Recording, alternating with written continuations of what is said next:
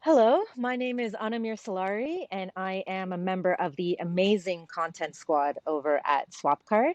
I have the privilege of speaking with Daniel Glickman today. Daniel brings with him over 20 years of experience in marketing. His previous roles included online video, virtual experience platforms, and most recently, he has joined SwapCard as our VP of Marketing, which we're super lucky to have. Without further ado, Daniel, I'm about to pick your brain, so let's get into it. So you haven't been on SwapCard for very long, but you've been very present in the events industry as we've been undergoing sort of a virtual revolution over the past 18 months. So can you tell me what your biggest takeaways have been? Over the last 18 months, obviously the pandemic hit and completely reshaped our industry. So two things happened. One is we've seen a revolution with things that would have taken 10 years to evolve, took a year. Obviously, over 10 years, we would have fixed all the kinks in the system and all the learnings that we would have had would have worked their way through, but we didn't have time over a year to do all that. So we have a somewhat flawed execution of the virtual event space, and we've done it out of necessity, right? So two things happened over the last 18 months. One is that we've accelerated our learning curve and our move to the virtual. What used to be known as virtual events maybe 2 years ago was really just access to recordings of events. And today, when we say virtual events, we mean a virtual event. We've learned how to produce online events. We've really taken what would have taken a long time to do quickly, and we've embraced this, and now we're quite good at it as an industry. But there are also many issues associated with that come from the fact that this was accelerated, that this was a necessity, not a choice. And so there are many issues with the online events in particular, and now with hybrid, we'll probably talk about more and more. But the issues are associated with low retention, best practices. What are the best practices? We haven't had the time to digest, put those together, pass that information around, and have that cycle of applying them. And what we're seeing today, more or less a year after the first events took place, and that cycle of adjustments is kicking in. So we're looking at now the second cycle of annual events, of bigger virtual events, maybe a year of learning and a year of KPIs measured, looking backwards and saying, okay, well, we got some things right and we got some things wrong. What do we need to change, right? So up till now, it was all about go, go, go. We got to do this. Now it's about what do we need to change. And there we have some lessons that have been learned and many more lessons to learn. Speaking of lessons, I know you have some strong feelings on this, but the term hybrid has been popping up a lot in the virtual event sphere. And I wanted to get you on record and ask you, what are your feelings on the term hybrid? How does that apply to, as we're saying, virtual revolution? Does it even apply? Yeah, so hybrid is really a term, I like to say this, it's a term invented by marketers Right. for other marketers, if you will. So there's no demand from the end user, from the attendee, to go hybrid. Nobody wants to be in a hybrid event, right? It doesn't make sense. I either want to be virtual or I want to be in person. I don't want to be hybrid, right? There's no real value to the end user. So what does it mean? Hybrid is really a way to hedge our bets. I want to be in person as an event organizer, as a producer. I want to be in person, but there are many risks associated here. I don't know if I'll be able to, and I don't know if all of my attendees will be able to come in person. And so what's the next best thing I could do? How could I hedge those bets? And the answer is, well, we have a solution for you guys. We solution providers, we coined this as hybrid, where you can choose to go either way. But really, there are many, many issues. So for example, if you're producing an event in real life and there are people watching it online, then when the audience is in real life and you have 5 minutes between one speaker and another, somebody is getting off the stage, another person getting on, there's a little bit of adjustment, all that, nothing that's happening, we don't think of it when we're there in real life, right? It's not a big deal. It's actually kind of a nice little welcome break. People are quickly checking their little emails or whatever, and 5 minutes pass, and here we're back up and running. In the virtual world, this 5 minutes will kill attendance, right? It's 5 minutes is Right. eternity. You can't have nothing. So Right. how do we account for that?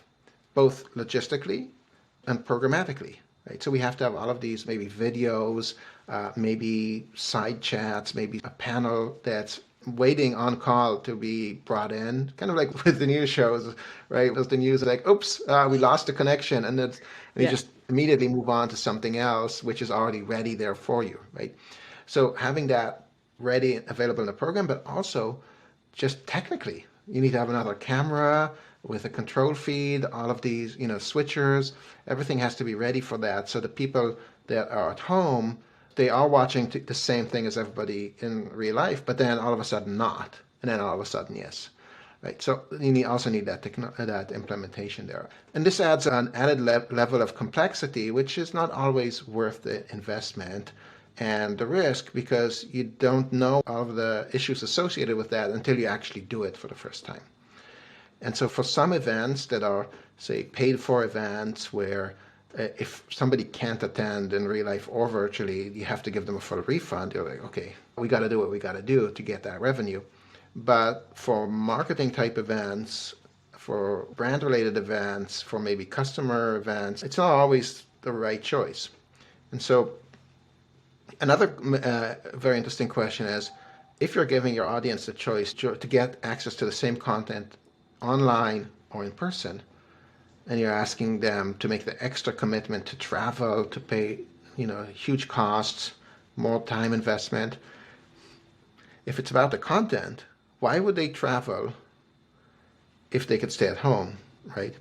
Especially if this is content that is required of them for continuing education credits, etc., right? Then they can put the video on the second screen and pretend like they're watching, get the credits, watch when they're interested, and move on. But for you as an organizer, your revenue is now diminished because people are not paying the same premiums. They're not buying all of these upgrades that they would in person. And sponsorship revenue is not the same virtually as it is in person. And so the question is, why give them the option? Because you have to. But if you are giving them the option, okay, how do we deal with it programmatically? So the value of coming in person is just dramatically higher in comparison to joining virtually. At least the perceived value is dramatically higher. And that's a bit harder to market because A, we don't have the experience in it as an industry so much to market both at the same time and really explain that difference in value well. It's the same content, right? So what's the difference, right? So A, we need to create better content. B, we need to create more activities around networking so they can easily be identifiable in the pricing sheet. So when you come in person, here are the things that you clearly get versus when you're virtual, here are the things that you're clearly missing out on, and how much is that worth to you, that difference in price, right? Very interesting. That actually it segues right into my last question for you because we're talking about sort of the content and programmatic challenges and things like that. So my next and final question is, what are your predictions for the next 12 months in the virtual and event tech sphere? Because we've looked backwards and now we're looking forwards. What do you see happening? Well, it really depends on the industry, but here are a few that I'm seeing. So one is over the last 12, 18 months, we've seen a proliferation of free virtual events. And as a way to generate leads, to do sort of more demand gen, right? And I think there's a lot of fatigue around that. The perceived value of the free virtual events has diminished in the marketplace. They were seen as an opportunity by attendees. Oh, I can get all this great content for free, and that normally I would have paid, $2,000, $3,000 for. Now there's a window of opportunity here. I can get these in the virtual events. But at this point, it's become commoditized. It's like, oh, I get the same content I get on YouTube on demand. They're just bringing me into an event space to watch this, right? And so I think we're going to see the decline of this model, the free virtual events as we know them. They'll still exist, of course, but there'll be some that'll learn how to create programs for these free events and market them really, really well. And they'll be very successful. And there are those who are not going to adapt. They'll stick with the same old program. Here, join us for a free event. Here are the three same speakers. And the attendance is going to be low, and the level of participation and engagement is going to be low. So that's one trend, is the virtual event evolution and slash decline. The other is the move back into in-person events. And this is a slow and painful transition because for some of these events, the reality is they're never going to get back to where they were.